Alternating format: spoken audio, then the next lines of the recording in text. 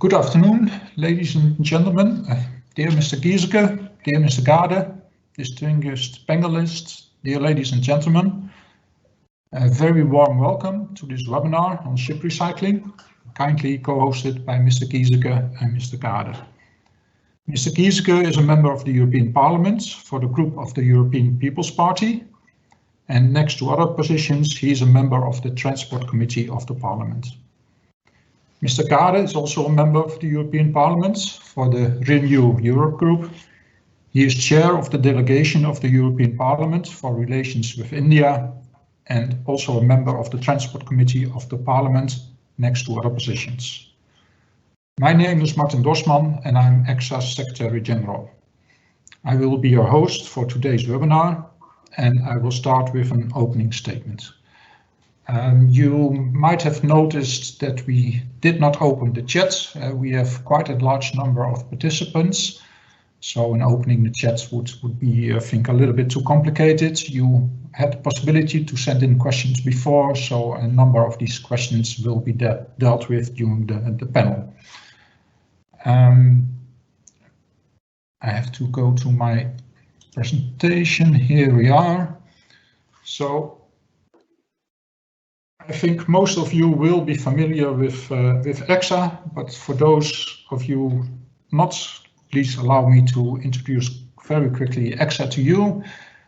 ECSA is an association of national ship owners associations, 20 to be precise, of the EU member states, UK and Norway. ECSA is representing all shipping trades and all shipping segments.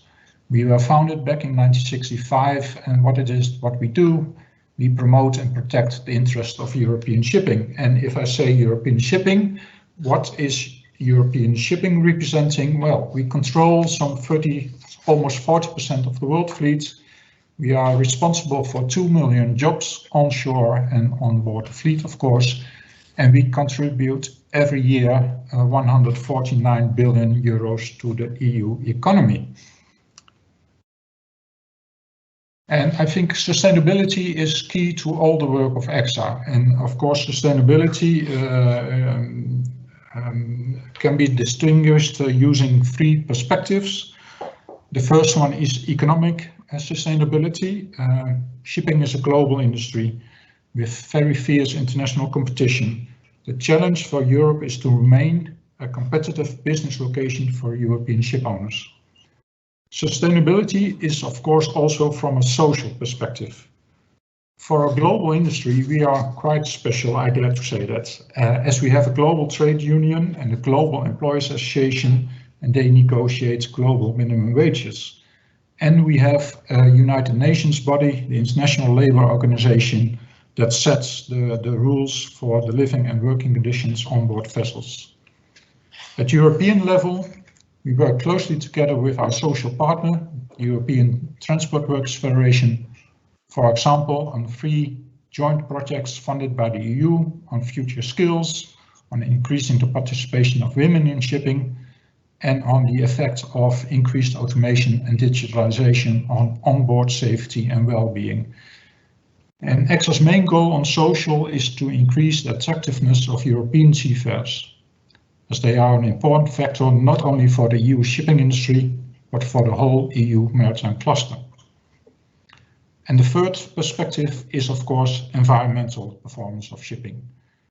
Ship owners are making important steps to reduce greenhouse gas emissions and other emissions, for example, by developing and testing low carbon or carbon-free fuels. You will be familiar with the work of the IMO on reducing greenhouse gas emissions, the work of the EU on including shipping in the EU ETS, and many more important files. And ship recycling is one of the key priorities for ECSA. Let me be very clear.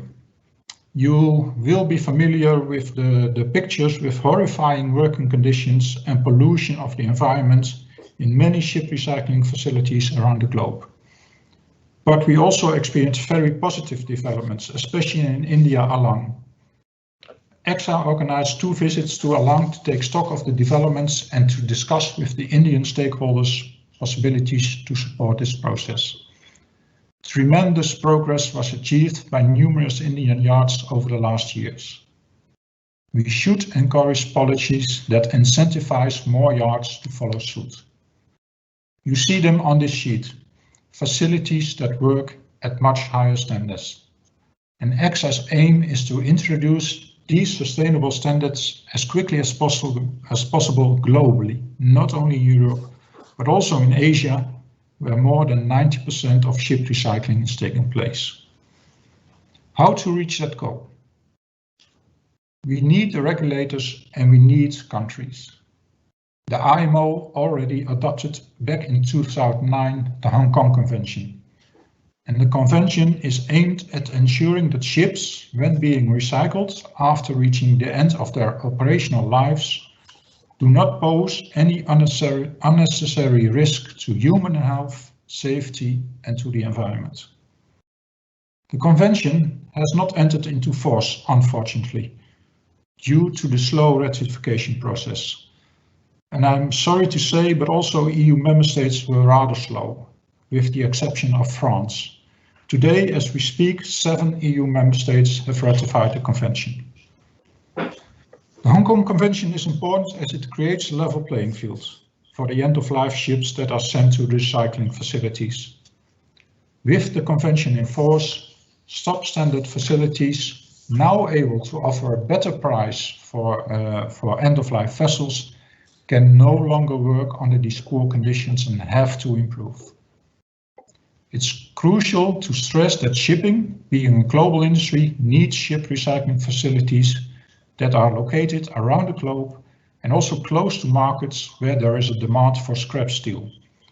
And nowadays, Southeast Asia is an important user of scrap steel and all other goods originating from end-of-life vessels.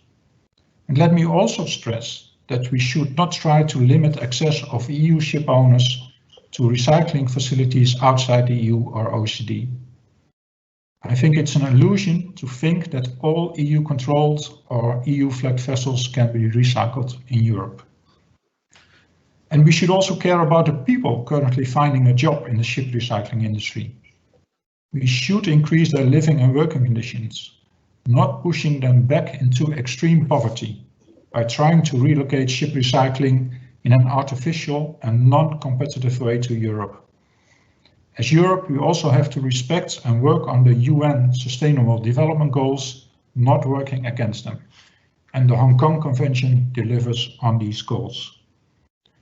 Turning to the European level, where are we today with the ship recycling regulation? When the Commission published the regulation, ECSA was a strong supporter, and we are still today with the regulation as it stands, because the regulation also has as an explicit goal to stimulate the ratification of the Hong Kong Convention. And the regulation worked. It supported the very positive developments in India along. Already more than 90 facilities in Along are certified using the Hong Kong Convention standards. So these yards decided to implement the Hong Kong Convention voluntarily, also in the expectation that they would be included in the EU ship recycling list of approved facilities. And it's fair to say that Maersk played a very important role in kickstarting these developments in Along. The presentation by Maersk later in this program will inform you more on their activities in Along and the achievements made. Unfortunately, no Indian yards are included in the EU list yet. And the two main reasons why Along facilities are not in the list are outside the control of the facilities themselves. Due to a recent introduction of the International Basel Bond, a bilateral agreement between the EU and India is now needed in order for the EU to be able to place Indian yards on the EU list. Needless to say that ECSA is urging the EU and India to start the negotiations and conclude such an agreement with the highest priority. Such an agreement will support and strengthen the relationship between the EU and India, also meeting the objectives of the EU-India Joint Declaration on Resource Efficiency and Circular Economy of July 2020. An agreement will not imply an automatic inclusion of any yards in the EU list, but it will enable the EU to include them after a proper assessment and only if they fulfill the relevant criteria. We have to support the positive developments in Alang, and that can only be done by including those approved by the EU on the EU list. Conclusions. ECSA wants all stakeholders to be open, constructive and proactive in order to achieve the goal of the Hong Kong Convention as soon as possible. The current European ship recycling regulation is an important tool in that respect. In our view, the European environmental legislation must not be used as a protectionist measure. The EU has been a force promoting open trade and higher environmental standards worldwide. It will be regrettable to see the EU attempting to cut off facilities in developing countries and limit the market to the EU only. We have to discuss what can be done and by whom to make sure Alang facilities can be on the EU list as quickly as possible. And together with IMO actions in Bangladesh to improve standards and actions supported by, for example, the Japanese government, this way forward is the most effective and efficient way to create sustainable ship recycling standards globally. Thank you.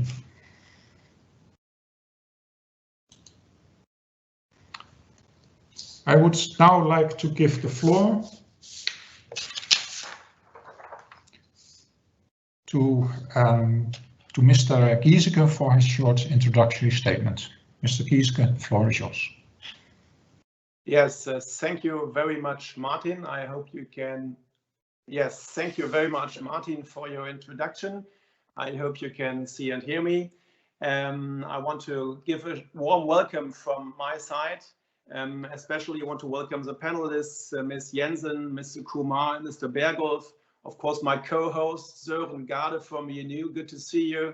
I don't know whether in Brussels or in Denmark. My greetings come from Lower Saxony in Germany. We have over 230 participants, and there you can see the difference. Normally, such an event takes place in the European Parliament, and the premises is limited up to 50 people. Now we have 230. That shows that you have a topic of great concern and interest. And in your presentation, Martin, you already pointed to the issue of ship recycling. It is crucial, it is important, but there are obstacles, especially if it comes to European legislation. I will not give a long introductory speech because you made the points on the environment. It's not just on the environment, it's on social standards as well. You made the point to the Hong Kong Declaration, and we have to see whether we can cope with that situation. And of course, we have to adapt our regulation on the ship recycling. I think the overall picture, the sustainability is key, and one part can play in the circular economy, the ship recycling, especially after the pandemic. You made the point to India, and from India we got very serious news if it comes to COVID, and I hope they will do better in due time, and we do our utmost to help them. But after the COVID, there is of course potential to better cooperate, and perhaps the solution is a bilateral agreement. This will be up to our panelists to discuss this issue.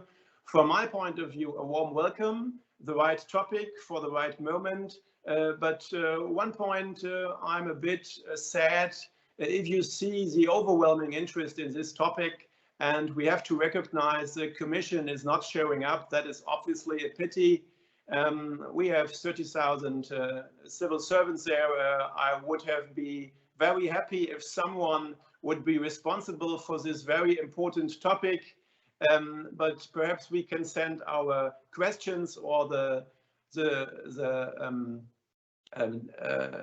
screening of our debate, the video. We will make a video and then we can send it to Commission so they know what we talk about. so they can implement that in the discussion process on the revision of the EU legislation. Another time, a warm welcome from my side, good discussions, and I hand over to you, Martin. Thank you. Thank you, Mr. Giesecke. And yes, this webinar will be recorded, and we will certainly follow up with the Commission on the outcome of this webinar and to continue the discussions with the European Commission. I would now like to hand over to another Martin, Martin Kröger. Martin Kröger is the Managing Director of the German Shipowners Association, VDR, and he's the chair of ECSA's Safety and Environment Committee. And Martin will moderate the panel discussion. So Martin, the floor is yours. Thank you, Martin. So many Martins in this world nowadays. Welcome also from my side to today's webinar and panel discussion on the topic of the European ship recycling regulation and the question if they are actually carrot, stick, or illusion. My name is Martin Kröger. I'm not an illusion. I'm the moderator for the next hour or so of this panel debate. Jens Giesecke and Martin Dorsman already set the scene for us today. Let's dive into the nitty-gritty of ship recycling, therefore, with our experts that we have invited to the panel today. You will hear from our experts about what regulative standards are applied to ship recycling today and tomorrow. You will hear about the situation on the ground in the recycling yards in India. We will hear from Maersk about their engagement with the ship recycling facilities, and the non-governmental organization Shipbreaking Platform will make their views heard on where the ship recycling business stands today and where it should stand in the future from their perspective. Please welcome with me our distinguished panelists for today's debate. I welcome Ashok Kumar. He is advisor on industry and engineering from the Embassy of India to the European Union. I also welcome Ingvild Jensen, executive director of the NGO Shipbreaking Platform. And last but not least, I also welcome Simon Bergolf. He is the director for regulatory affairs of the shipping company Maersk AP Möller. Thank you all for taking time to discuss with us today. I would have also liked, of course, to welcome a representative from the European Commission, but we heard it. Unfortunately, no one could be found willing and able to participate today. For us, at least, that leaves us a little more room for a discussion with the panelists, and we will start today's debate with short statements and presentations of each of the panelists, and then we will move on to a hopefully lively debate. And with that, I have the pleasure to give the floor first to Ashok Kumar. Ashok, the screen and the microphone is all yours. Thank you very much, and good afternoon to all. And thank you, Mr. Martin Dorsman, for making a more focused direction for our discussion today. And as usual, thank you very much for another Martin for welcoming us and giving the introduction in the lively topic, as well as little bit debatable issues are there in the due course. I am happy to join this webinar organized by European Community Shippers Association and share the progress made by India in the area of ship recycling.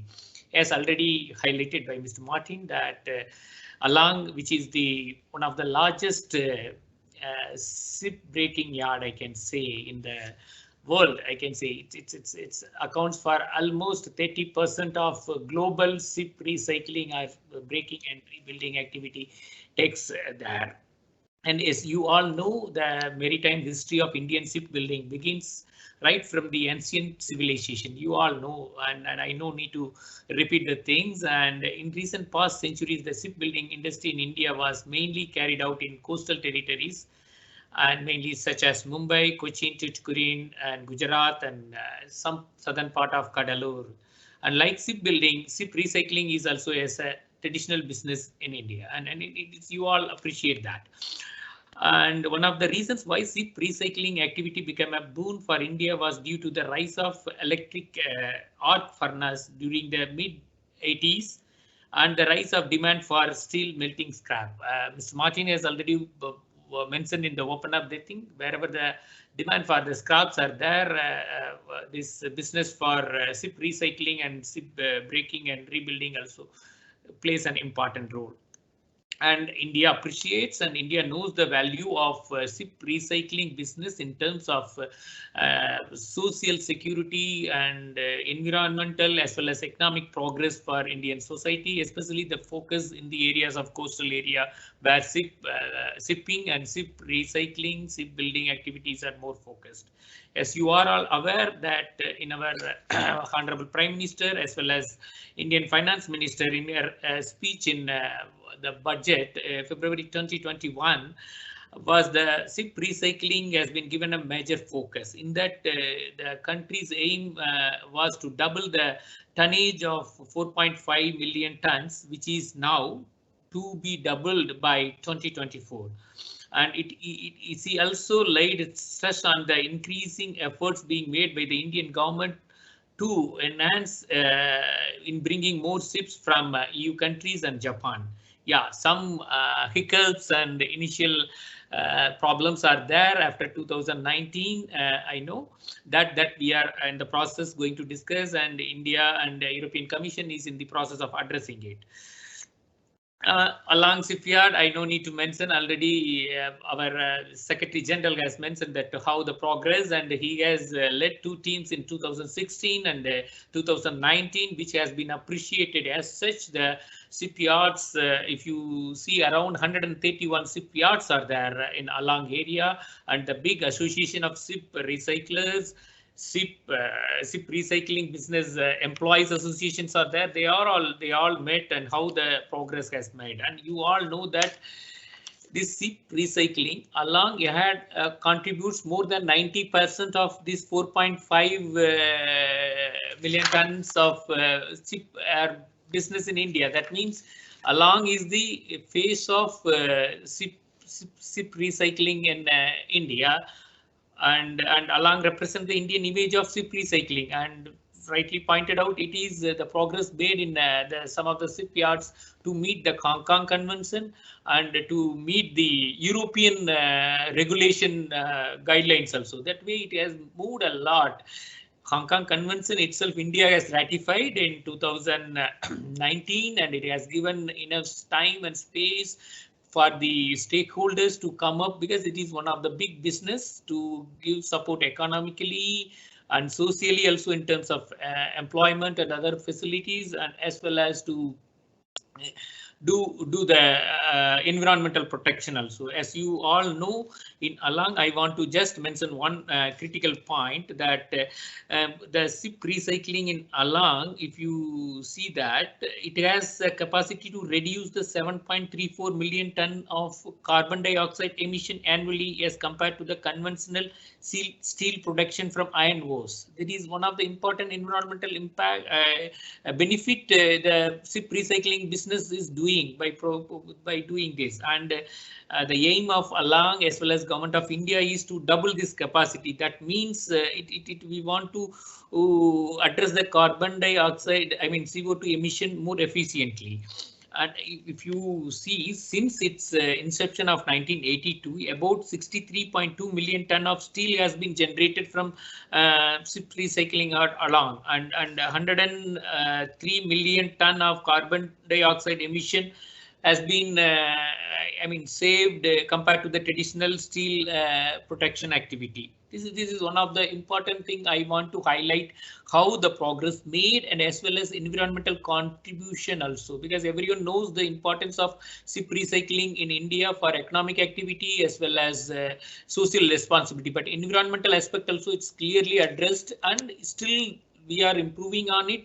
And our Honorable Prime Minister rightly pointed out, and in any forum we address that India wants to be the climate focused and climate leader. And the Paris Agreement, we are the one of the country which has agreed, and it has submitted its third review report to the panel also. In many of the European countries also yet to do that, member states also, but still India is more focused and going on that. As well as in addition to these things, Ministry of Shipping and Government of India, and especially Gujarat Maritime Board and Pollution Control Board, have demonstrated through their various works in terms of infrastructure as well as policy support in enhancing the ship recycling more economic as well as meeting the Hong Kong Convention and other regulations. And the major developments I want to say is that India ratifying the Hong Kong Convention in 2019 and bringing a SIP Recycling Act in 2019, and also that it is that sub legislation and sub rules are under the they are under preparation, and it is also in due course it will be notified. Unfortunately, you know that 2020 is a year of more difficulties faced, and currently India also facing some other issues. Because of that only my colleagues or my senior colleagues from Government of India, Government of Gujarat couldn't able to join and make that presentation. Even though my limited knowledge, I am trying to fill their gaps in a short notice. And in addition to that, I want to say the thing, India and the European Commission working more towards and meeting the thing with the help of ECSA.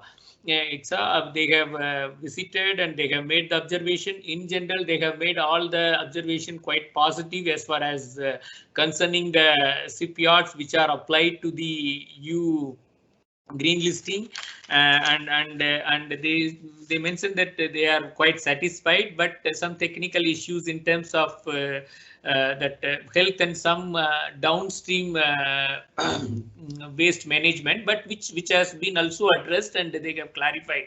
But suddenly we, as usual, India or any developing country faces in catching up issue. We have suddenly informed in last year that the Basel Convention, where which has come up from movement of hazardous materials from OECD countries to non-OECD countries, and finding out a way to address this issue, being India is a non-OECD country, to come over and address the issue. Some kind of bilateral mechanism or some arrangement should be there. It has been suggested, informed by EU side, even though they have not yet concretized how to go about the bilateral mechanism means.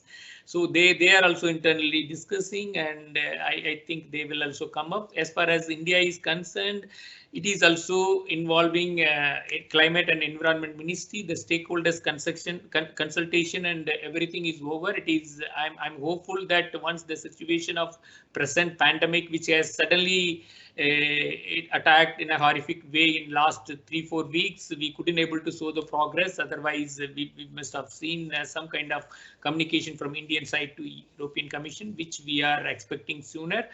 And obviously, from our side, as you all know, we want to protect and preserve the environment. That is more important given.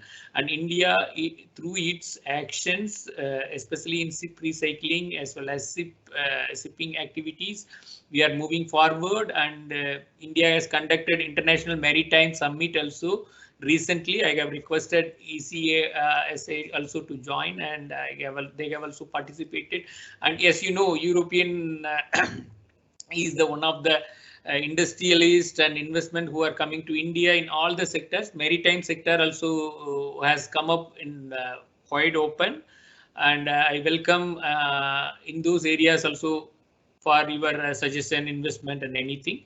As far as my contents, maybe I have put it up, because as far as ECSA is concerned, they know very well. ESCA is concerned, they know very well about along how it has progressed, because they have over the timeline they have followed up. And from my side, this much to add, and we are working towards and looking forward to have some kind of arrangement as quick as possible, so that already 21 shipyards which have been applied for green listing in EU, which can be take forward, and it's a win-win situation for everyone to have Indian shipyards listed in European Commission, European green list. Thank you.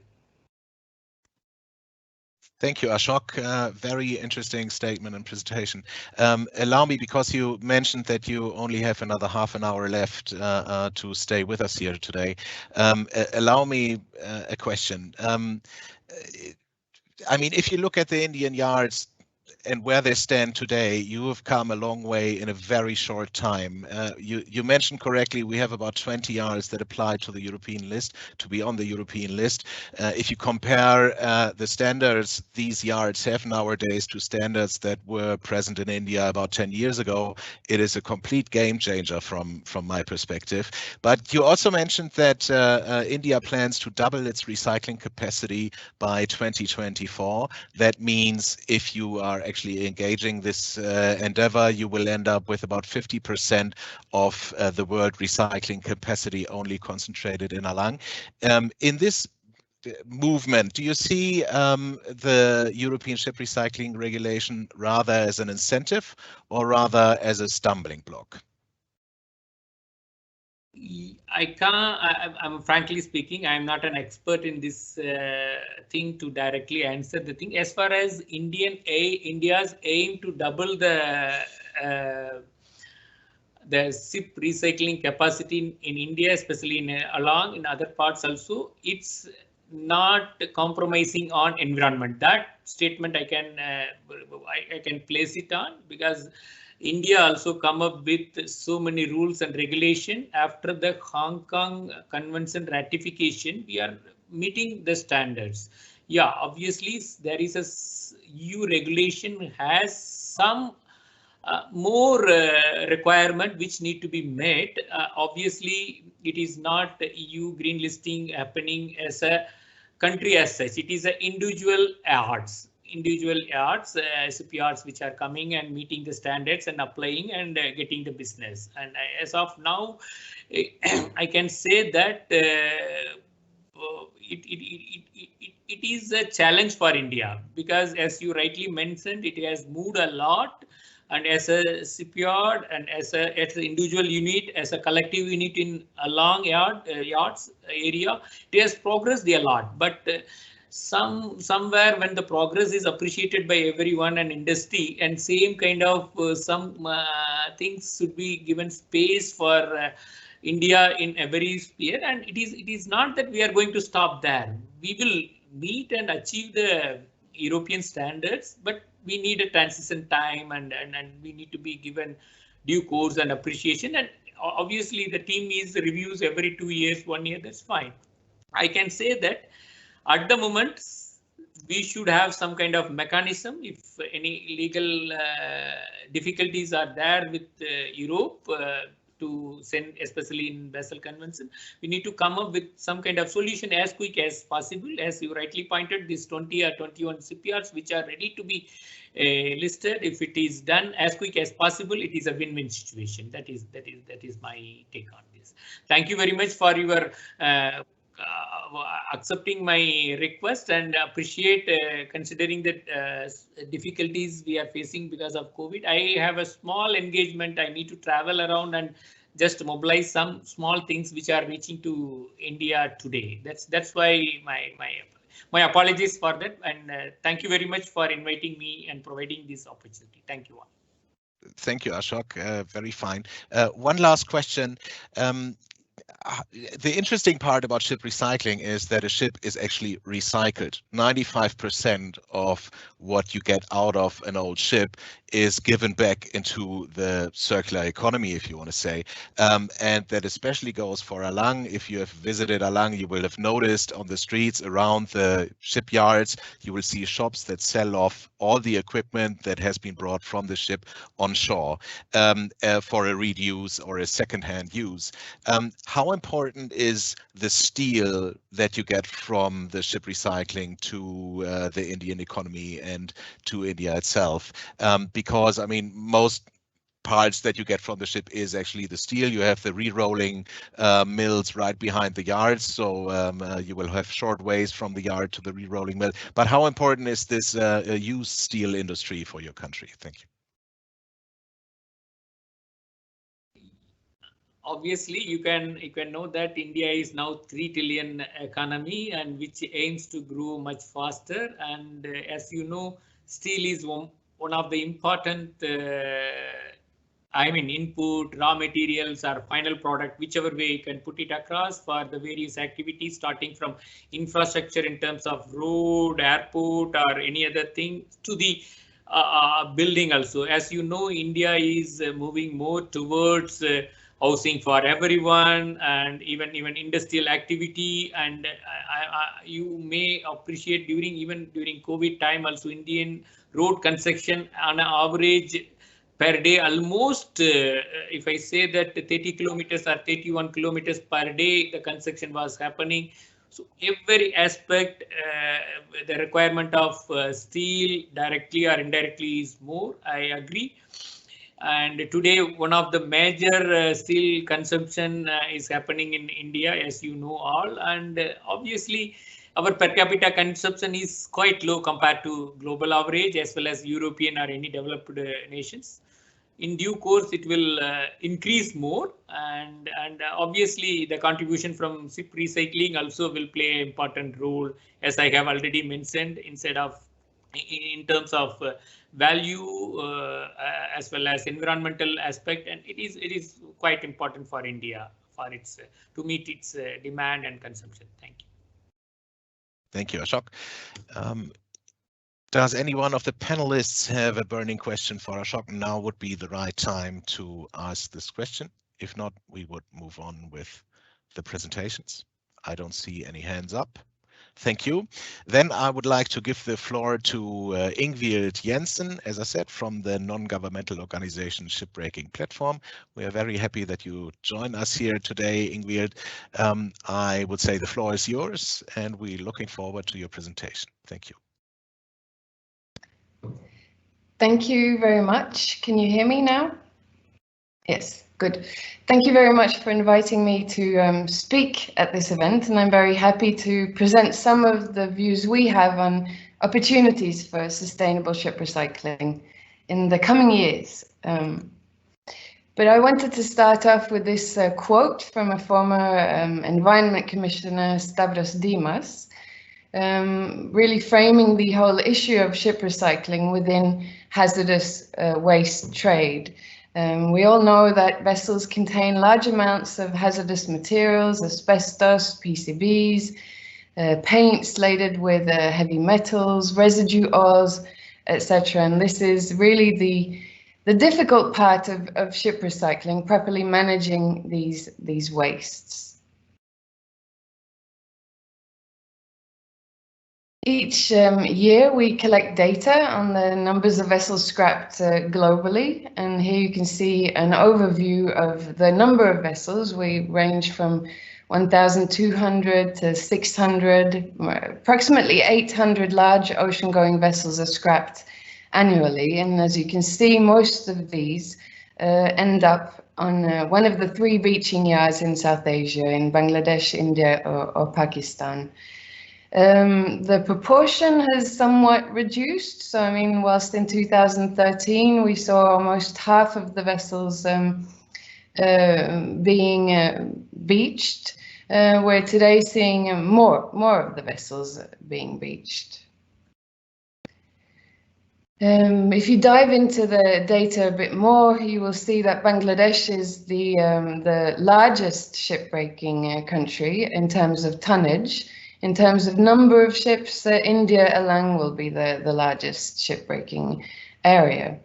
On the right-hand side, you see some of the statistics which I think are also relevant. I mean, it's important to identify where the ships end up, but with regards to EU legislation, I think it's also important to note how many vessels actually have an EU flag at end of life, how many vessels are actually owned by European companies at end of life.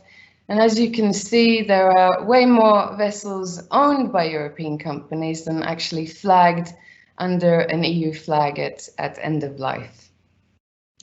And I'll tackle some of the ways in how legislation can go beyond flag state jurisdiction in order to be effective a bit later on in the presentation. I invite you in the meantime to go and visit our offthebeach.org website to dive more into this data. But before going into the solutions, just shortly touching upon the problems. They've already been mentioned, and I think many of the participants here today are well aware of the many issues related to shipbreaking on the tidal beaches in South Asia. They range from exposure to toxic substances by workers, dangerous working conditions due to lack of infrastructure, pollution, oil spills also due to lack of infrastructure, the lack of proper medical equipment and hospitals in the vicinity of the yards to deal with an accident, because we also need to remember that this is a very heavy and hazardous industry, and an accident, if it does happen, is often very serious. To dive a bit further, I mean, this is a picture from Alang, India, from last year. It's not one of the yards which Martin showed us in the beginning of the webinar, and it's not one of the yards that has applied to be on the EU list, but it is a facility that has gotten a statement of compliance with the Hong Kong Convention. As you can see, there is a clear lack of infrastructure to contain pollutants. The vessel is broken in this intertidal zone where there is a large tide that can bring out the many pollutants that are released during the recycling or breaking operations. You can also see that there is no proper downstream waste management in the area. There is no hospital in the area, and a vast majority of the workers still live in very dire living conditions. So whilst this is not one of the facilities that has applied to be on the EU list, this is one of the facilities that claims to be compliant with the Hong Kong Convention. So my first point will certainly be that the Hong Kong Convention is not the level playing field that we're looking for in order to boost sustainable ship recycling. Second point I wanted to make is we need to look at due diligence. So how do you relate to many of the identified problems and risks related to ship recycling? What are the good questions as a shipping company to be asking before taking the choice of where to bring the vessel, but also as an EU policy maker and in establishing the European list of approved ship recycling facilities? These are some of the important questions that need to be asked, and they relate to enforcement of environmental legislation, they relate to workers' rights, they relate to having adequate emergency response and medical infrastructure, they relate to tort law and victims of occupational disease having the opportunity to actually get compensation if they have been exposed and suffer from occupational disease after having worked at the ship recycling yards. And they also relate to guarantees of sustainable and environmentally sound downstream waste management. And I think the reason why facilities in Alang have not made it on the EU list relate to the negative answers to some of these questions. There currently is no hospital in Alang, and there currently is no proper downstream waste management capacity in Alang. And actually, international waste legislation has been looking at these questions for more than 30 years, and they adopted the Basel Ban Amendment in view of the huge risk that in developing countries, these questions and these concerns are not adequately dealt with. And since the 5th of December 2019, this Basel Ban Amendment has become international law, so it is illegal to export hazardous waste, including end-of-life vessels, from developed to developing countries, because the risk of it not being environmentally sound is so large. But looking more towards the future and what can be done then to ensure that there is enough capacity to sustainably recycle vessels, we see many opportunities in the new European Green Deal. There will be an increased demand for sustainable waste management. Reducing carbon footprint is at the heart of the policy, hence also zero emission steel initiatives. It aims to create decent and green jobs. Competitiveness will be based on state-of-the-art technologies. We do also expect that there will be cleaner vessels, both in terms of removing toxic materials from vessels in line with the substitution principle, but also in terms of building cleaner vessels that do not contain hazardous materials. Then I think very importantly, there's a strong focus on sustainable financing, and the EU taxonomy, which has just recently been proposed, the first delegated act by the Commission, includes a very strong reference to the do no significant harm principle, where you, when you are decarbonizing or for example, building a vessel that will emit less, you need to make sure also that you're not harming any of the other environmental objectives of the European Commission. And clearly linked to shipping and ship recycling. More specifically, there is a very clear-cut KPI, and that is using an EU-listed and EU-approved ship recycling facility for the recycling of the vessel. So I think there is a lot of potential within that taxonomy and within green bonds to actually boost sustainable ship recycling. But maybe more interestingly, it will also be in the second delegated act, which focuses more on circular economy and therefore building and prompting investments in proper ship recycling facilities, also in the EU. Other possible measures that can boost ship recycling capacity, and in light of the upcoming revision of the EU ship recycling regulation, is the introduction of a return scheme or a time-based license for ships calling at EU ports. So, I mean, we have it for our fridges, our bottles, and on all types of other products. And there has been a report issued by ECORIS, DNVGL, and the University of Rotterdam outlining a model on how such a return scheme could also function for end-of-life vessels. And then, of course, there is linking environmental performance to the tonnage tax subsidies, which can be looked at separately. And fortunately, there are shipping companies already out there that are ready for this move towards a more circular economy. Some of them are listed here on the slide. And there are also companies in the EU that are looking towards the future and opportunities for building new ship recycling capacity within the EU. This is an example of a planned facility in Germany, which would be able to take in several Panamax-sized vessels annually. So these are the types of facilities that we foresee the Green Deal is going to prompt and going to look into building. And final comment, and I think it's important to note that meanwhile, I mean, more than 20 years ago, there was a facility that was built less than 100 kilometers away from the beaching yards in Alang.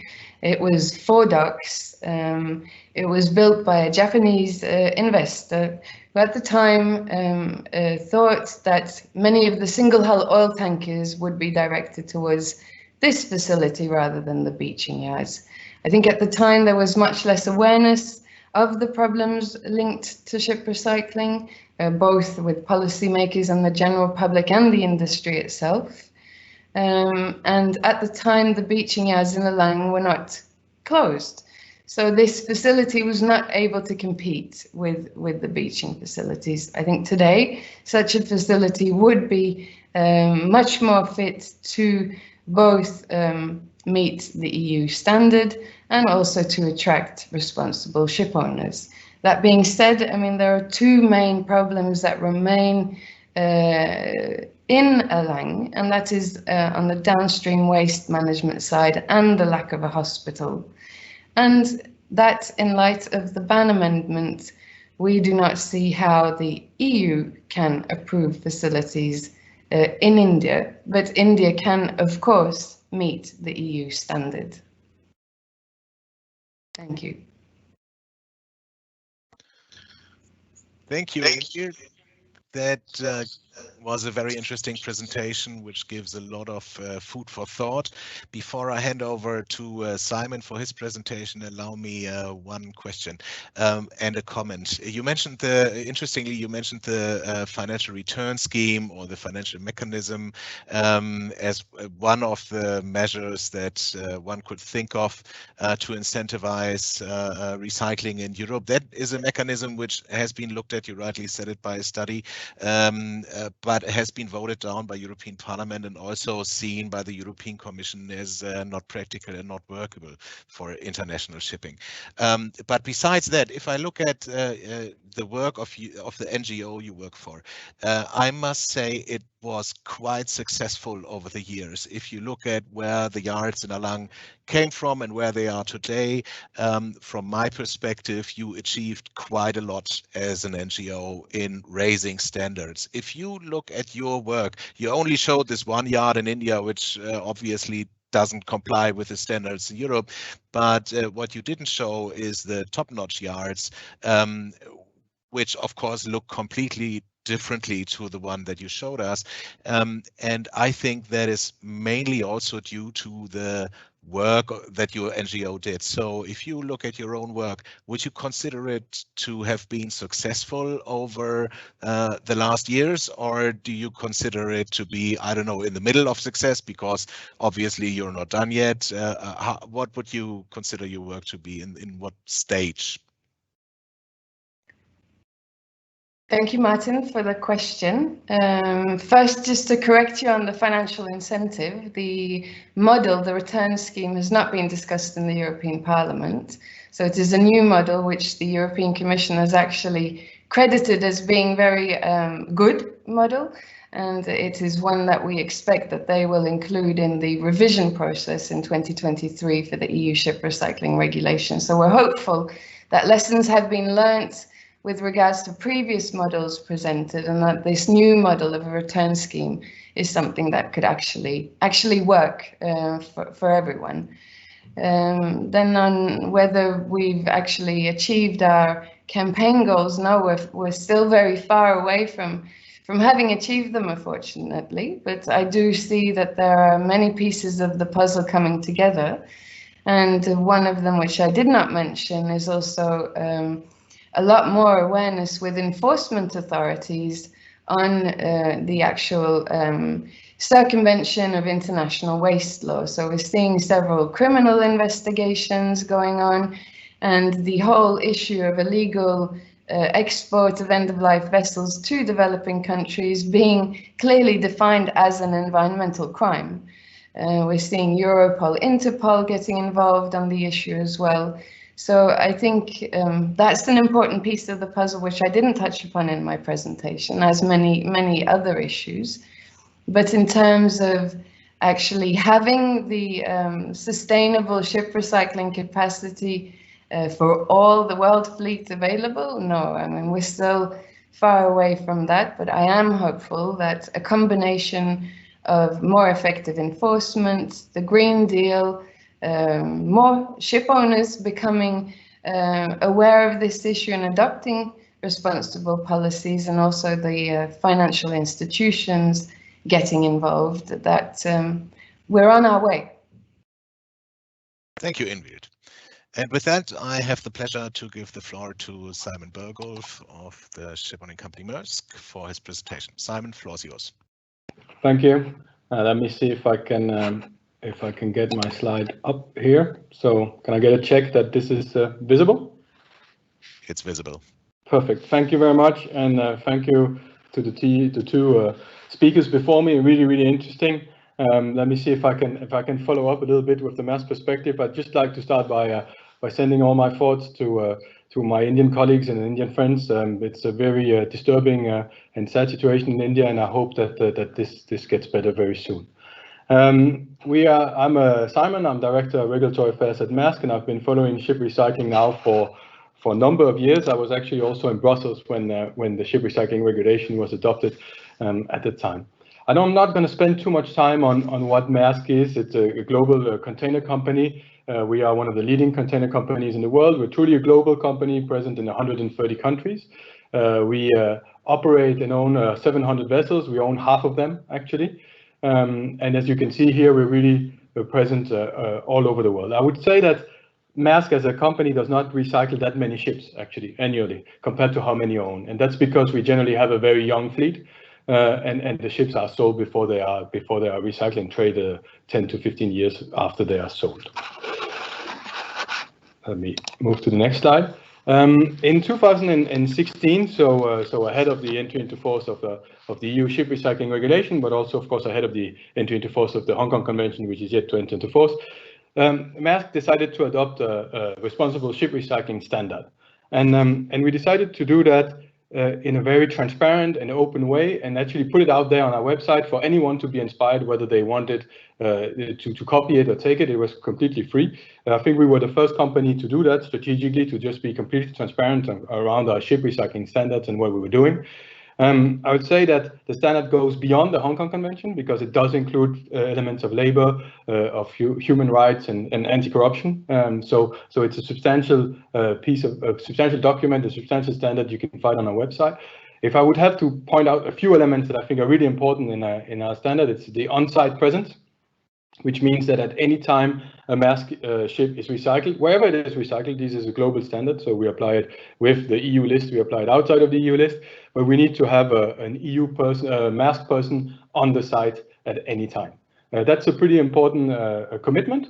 It's also one that often is not that easy to negotiate with the yards, to be very honest. So that's already a first stopping block. If we are not allowed to have our person on the ground at all times, we will not be working with that yard, be it in EU or outside of the EU.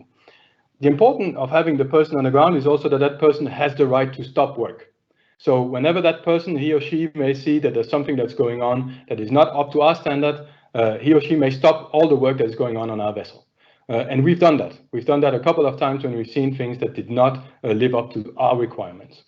We're also working very closely with the skills of the local yards and the equipment upgrading of these yards that we're doing. So it's also a sharing of best practices here that we are doing with the yards. And this is the engagement that we're trying to do. It's not Maersk coming in and imposing everything. It's having this dialogue throughout it. Another element that's important in our recycling standard is this auditing that we're doing. So we have quarterly audits for all the vessels that we're doing. We had, for the 9 past vessels we had in Alang, for example, we had over 30 audits. These are not carried out by Maersk alone. These are carried out by Lloyd's Register and Elevate, which are, I think you'll agree, quite reputable companies that come and look at the auditing. And as I said, the final thing is that it's completely transparent. So you can look at what we're doing. You can see the reports from the yards on our website, and those are. I invite you to go and check it. And Mr. Gade will know this. In Denmark, you have this expression that says, if you stick your neck out, you do expect at some point that someone's going to cut your head off. And that's a little bit the situation that we also know we're engaging in. It would be easier to not do anything, of course. It would be easier to just sell the ships, but that's not how we operate. So we are willing to take that hit when it comes, because fundamentally we believe that we are doing the right thing. If I turn a little bit to the engagement of Maersk in India, I have to say that this started. I was with my Maersk colleagues in India around 2016 when we started doing this engagement with the local yards. We wanted to bet actually on the willingness and the ability of a new generation of yard owners to raise the standards that they needed to raise. And we engaged with this partnership with them, which came as a substantial cost at Maersk, because of course we're getting a lower value for the steel when we are imposing our standards and our people, etc. But we do believe that it had a fundamental impact on raising the standards there. And as was said before, I think no one can argue against the fact that there has been a fundamental development in Alang. And it's far from being enough. I agree with that. It's not all the yards that are up to the images that I'm showing here, But you know, we also have to recognize that there's some really good things that have happened, and that's an important factor in what we're doing.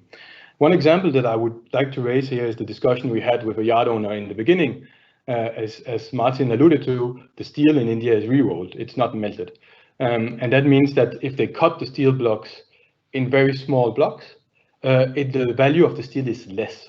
So we had a big discussion around, was it a possibility to recycle our ships without having any blocks touching the intertidal zone? And that long discussion ended up with the analysis and the need to have these heavy duty cranes that you can see on the pictures that allow for lifting these big blocks. So we learn also throughout this process with the yards that things are more possible than we actually expect they are in the beginning of our interaction. The areas of focus for Maersk and what we're doing in Alange are fourfold. So we have the health and safety, the environment, labor rights, and wider alliance. I will not go into each of these, but I'll just a couple points on them. On the health and safety, I think that I already mentioned we have someone on the ground at all times that can stop it. We had over 30 external audits. We have 2,200 days of Maersk presence and supervision. And we're very proud to say we had no fatalities in the yard on our ships. So we've had no major injuries. We've had one rolled ankle is so far what we've had. On the labor rights, this is far more complicated. And of course, it's complicated because the mentality of the workers in Alange is to work as much as possible, to gain as much money in the time that they are there, and to send the money back to their family. We had to impose compliance with the laws. We had to impose compliance with working time. That was not an easy feat, but it's been done. We built the 1,200 men dormitories that's ILO compliant. So we also try to get the right workers interested in working for our company. And as I said, that for dismantling our ships, I mean. On the environment side of things, I don't think anyone expected that I would be able to put 70,000 square meters in pyramidal flooring in Alange. But that's happened over the last 4 years. And it's only the beginning, right? I mentioned the heavy duty cranes, and we also do environmental monitoring, and we've had no spills or hazmat incidents when we are cutting our ships there. We even have, of course, picking up the slack when you are cutting a vessel, the slack that's falling down, that is also being picked up. And then we have our wider Alange engagement, which is, of course, a little bit broader, but there we look at what we can do to help the region generally. We have helped with a medical center. It's absolutely accurate that it's not a hospital, it is a medical center. We have tried to put it as high standard, nearly as European standard for a medical center. Laboratory tests are carried out, and we believe that we've also generally improved health awareness for the workers there. So, why have things actually improved in Alange? And I think that was also one of the questions that you put forward, Martin. And for me, there are three main elements here. You know, the first one is this economic incentive and the view to get on the EU list. We heard Mr. Kumar also in his presentation say they are ready to double the capacity of recycling, and that doubling of capacity, of course, hinges on the ability to get on the EU list, to get the yards, the ships that are EU flagged, and to be able to get a better price for the steel because they are on the EU list. So the competition in the yard is an important aspect. And then we have this relentless pressure that the NGO shipbreaking platform has made for over a decade in the area. It is a tremendous amount of work, and I can really encourage you particularly to look at the quarterly reports that they issue, where you can see all the vessels and where they go. They have done a lot to put transparency or let's say spotlight on what's going on in ship recycling, and I cannot stress that enough. And the final point is, of course, that we believe our local engagement from different companies, Japanese companies were also mentioned, but including Maersk, has been fundamental to improve the situation in Alange. What happens if you take the two of these elements out? You really are at a state where you're leaving the NGO to do everything, and you also end up in a situation where you're losing the momentum completely for what's going on in Alange right now, and that would be terrible. If we now switch to the EU ship recycling regulation, I can only echo the view of MEP Giesiger when it's in terms of the unfortunate fact that the European Commission is not present today. I take it it's a calendar issue and not a lack of interest. But there is a lot of things to be discussed around this EU ship recycling regulation. The title of the webinar was Carrot, Stick or Illusion. And if you ask me, it's all three of them, but it's depending on who you are. So for some, it will be a carrot, for some a stick, and for some an illusion. And it really depending on whether you are inside the EU or outside of the EU. And that's just not an appropriate way to handle this type of regulation. I also want to touch on the capacity because it's something that we hear a lot when we are discussing these things. Is the capacity in EU is fine. Don't just recycle in the EU. It's very easy for you to do so. I'd like to just take a step back and remind that the capacity of 2.5 million LDT that was necessary, deemed necessary by the European Commission when they made the EU ship recycling regulation, was not a figure that was taken out of thin air. It was a figure that they deemed that is what is necessary for the amount of ships that are being recycled. And it wasn't reached. They were very precise in saying, oh, we're going to reach that very easily. It's going to be before 2019 and the regulation is going to enter force. It was not reached before 2019. And we ended up in a situation where we have actual capacity, which is below half of the theoretical capacity. And that begs the question of what is theoretical capacity? And unfortunately, I cannot answer that question because I still don't know what theoretical capacity is, even if we've asked a number of times to different stakeholders. I can tell you that for Denmark, for the Danish government, theoretical capacity is the capacity once you've actually recycled something. So you do not have, you have actual capacity when you recycle something, when you haven't recycled something, when you've never done recycling, you have your theoretical capacity. That's the way to do it. And then the Danish yard then moves on to actual capacity after they've recycled something, which is an interesting perspective, but it's definitely not the way that the rest of the EU member states are doing it. So if we look, and this is only a desktop exercise, here we have the 43 yards that we have on the EU list. And then we take away the yards that have zero actual capacity, because there's a lot of yards that actually have no capacity, actual capacity. And we end up with 34 yards. And then we move to the ones that can recycle our vessels, so the vessels of a certain size. And we end up with 14 yards. Again, this is a desktop exercise. It's not rocket science. I just took the EU list and basically looked at what's on there. And you end up with a total LDT of 657,000 compared to the 2.5 million you needed. So there is a real problem here, to be honest. And you can see that most of the yards, of course, are in Turkey, the ones that have that capacity. Then we look at the EU auditing system, and it works. It's a good system. Let me start by saying that. The good thing about the EU auditing system is that it's not a yes-no answer. The yards get a really detailed analysis of what they need to do to progress. And that's, I cannot stress how much that the importance of this, because if it was just a yes-no, the regulation would not work at all. But because the auditors come in and give this, you need to do this and add that, then you allow the yards that are ready to do so to take all these initiatives and move forward. So now we've actually ended up with this period of time between 19 and now with there's a lot of yards that have tried to get on the EU list, but actually 2 of them where they are to EU standards for everything happening on the yards. And as was said previously, they still need to address downstream waste management and lack of hospital facilities. But what is happening on the yards is actually now to the EU standard. And we often forget also just to credit the yards for that amount of work. I think it's a pretty substantial amount of work that's been put in there. Now, in terms of next steps, and this is my last slide. I really believe that we need to end the double standards in terms of auditing. It just does not make sense that an EU yard can be put on an EU list without any types of audit. It doesn't make sense that it's a free lunch for them, basically, and that they just say, oh yeah, well, maybe one day I will recycle something. I've never recycled, but maybe one day I will, so let's just put me on the list. That doesn't work. You don't improvise yourself as a ship recycler. We need to have these auditing systems that are the same outside of the EU and inside of the EU. And EMSA could play a key role here to do the inside EU auditing. We need to stop talking about theoretical and actual capacity. It's not a very constructive discussion to have, to be very honest. Let's just have the actual capacity and that have the EU yards when they're being audited. That can be addressed that way also. And then we need the clarity and mutual respect between the stakeholders here. And we cannot continue to move the goal line. Each time the yards are close to getting on the EU yard, then we get a new thing. That's the feeling, that's the perception we have, and that's the perception that's in India.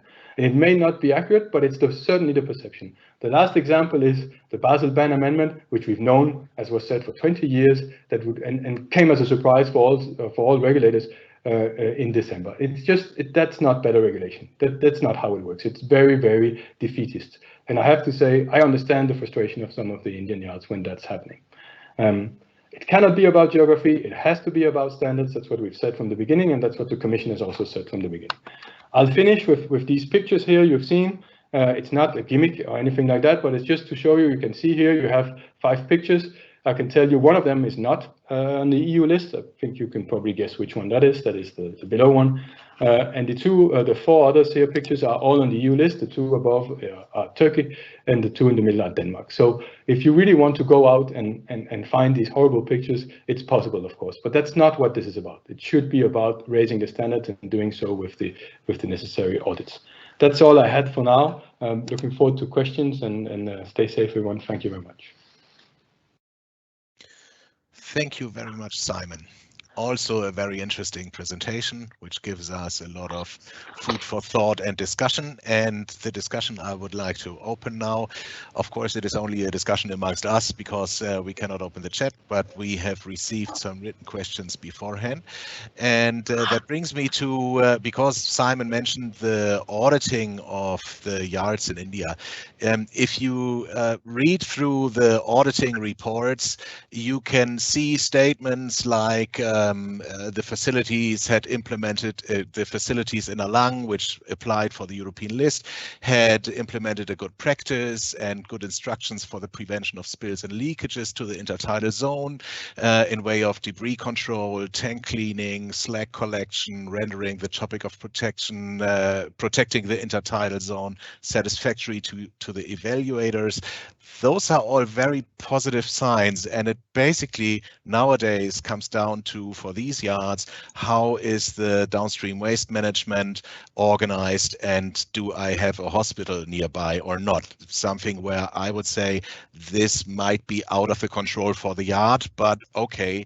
Ingvild, my first question would be, do you agree that this is a development that should continue and should be incentivized for those yards which are almost there and are almost on the European list? And in connection with this, what would you do if you wake up tomorrow and 3 Indian yards are on the EU list? Would that be a good day for you or a sad day for you? Ingvild, please.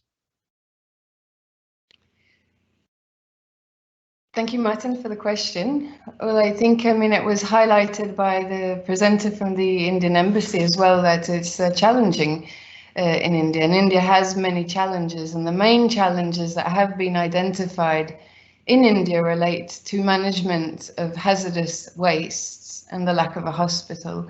And unfortunately, I don't think that will pop up tomorrow, so I won't wake up tomorrow with Indian facilities on the EU list. As I said during my presentation, I would strongly encourage Indian facilities to meet the EU standard and to operate in line with international waste law. We have issued a legal analysis with regards to whether the EU can actually list non-OECD located facilities on the EU list, and concluded that that is not compatible with international waste law. So we strongly encourage Indian facilities and facilities elsewhere in the world, be it South Africa, Brazil, Dubai. There are many other locations, to meet that standard, technical standard, which has been set by the European Union. Thank you, Ingvild. Yes, Simon, please. Thank you, and yes, it's true. The legal analysis, we've also seen it. Of course, if there is a bilateral agreement, that's the way to address that. And the bilateral agreement would not lower the standards; it would allow for continued auditing. In my opinion, the problem is that if you take away that possibility and you encourage them to be at the right standards, but without the ability ever to be on an EU list, you take away the economic incentive. And it's a fundamental part of what they're doing, because it takes a lot of investment to do this. So if you take that away and you say, well, we really encourage you to do the best that you can, you are missing a fundamental aspect of it, in my opinion. And I also was very interested in seeing Ingvild's reference to the Pipavav yard, because then I guess that would not either be possible to be on the EU list. And so there we would actually have something that, if it was working really well, and I know you've referred to it a number of times before, and we've discussed this also beforehand on Pipavav, but then if we continue that thought to the end, it just means even that would not be at all eligible to be on the EU list. And that would be an unfortunate situation, I think. Thank you. Yes, Ingrid. So I think it's important to note that the Basel Convention relates to hazardous materials, and of course a vessel can be cleaned of its hazardous materials. There are ways of sending the hazardous waste for proper disposal elsewhere. So there are many ways of trying to talk about ship recycling in a way to encourage cleaner vessels. The bilateral agreement with India we also touch upon in our legal analysis, and also conclude there that there is no legal possibility to enter into any bilateral agreement on the ban amendment. So there is no way of going from a prohibition to an allowance. So the ban amendment is part of the convention and cannot be circumvented by anything else which is not equivalent. Thank you, Ingrid. I think the legal services of some of the EU institutions came to a different interpretation, but that's okay. That's how law is. You can take one side or the other. I have one question to Simon. Simon, you represent a Danish company situated in Denmark forever. Why don't you recycle your ships in a Danish ship recycling yard? Thank you, Martin. Yes, we are at heart a fundamentally Danish company, but we are also very much a global company. And so it's just not really possible for us to recycle in Denmark at this stage. We are in contact with different recycling yards, of course, but as I said, the difficulty for us is the size of the vessels that need to be recycled. So it's not, we used to own yards, we don't own them anymore. We are not ourselves into ship recycling. As I said, that is a very specific, you don't really improvise yourself a ship recycler. You would need the right partners to do so. And as such, we do see ourselves as a Danish company, but a global company as well. That's the answer, I think. Thank you. Thank you very much. And as it is, time flies. We are almost at the end of this session, but I would nevertheless like to address one last question to the both of you. If you could pick the top 3 points that should be regulated with the revision of the European Ship Recycling Regulation, which is upcoming in the next years, what would you pick as your top 3 points? Ingvild, you first, please. Thank you, Martin. So I have 2 revisions of the ship recycling regulation. One is for a real thorough look at how to introduce a financial incentive that can help create a level playing field. And the return scheme model seems to be the best way forward. The second one would be to expand the regulation scope to include beneficial ownership, so not just flag. We know that it is extremely easy to change flag at end of life, and we see that in practice all the time to black and grey listed flags such as Comoros, Tuvalu and St. Kitts and Nevis. It's very naive to think that these countries will be implementing any type of stringent legislation on ship recycling. So I think there's a real need to think of good ways of holding the companies accountable and not the flag states. Then, as I mentioned in my presentation, I think there is a wide range of linked opportunities with the European Green Deal, the focus on circular economy, the focus on zero emission steel initiatives. We have seen the European steel industry calling for more second-hand material also in Europe to be able to comply with their decarbonization goals. So I think there is a wide range of initiatives that are linked to the EU ship recycling regulation, and not least the do no significant harm within the EU taxonomy, where it is clearly linked that if you want to be green, you need to recycle in an EU listed facility. Thank you. Thank you, Ingrid. And the floor goes to Simon. Thank you, and maybe I can start with the one where I agree with Ingvild, and that's on the Green Deal initiatives, and of course we're seeing, you know, the steel industry wishing to decarbonize, wishing to have a green steel or CO2-free steel. We can provide a very high quality steel, which would be CO2-free, but that also means that the price of the steel is different, right? So we would have to move away from this mentality that second-hand steel is cheaper than new steel, right? This is a complete shift in mentality for the steel industry. The new and the zero CO2 steel, if you can call it that, or green steel, whatever you want to call it, should of course be a premium steel. And that way you can address it. And that way, of course, you raise the steel prices at EU level, I fundamentally believe. The other 2 points that I have is, as I said, the auditing needs to be for everyone. You can't just be for non-EU countries. Let's just have a little bit of respect. It's not befitting the EU to do it this way. And I would say the last point I have is transparency. We are part of the Ship Recycling Transparency Initiative, and we believe that the level of transparency of what's happening, how it's going on, and what's happening also in Erlangen and elsewhere would be extremely useful to include. That's what I had from my side. Thank you. Thank you very much. I take it that Ashok is not online anymore. Otherwise, I would give him the floor now to answer the same question, but I think he left us already. That leaves me with thanking our panelists for this lively debate and the interesting presentations. Thank you very much for discussing with us today. And with that, I would give the floor to Martin Dorsman to close the session. Thank you. Thank you very much, Martin. And also my thanks to the panelists for the indeed very interesting presentations and discussions.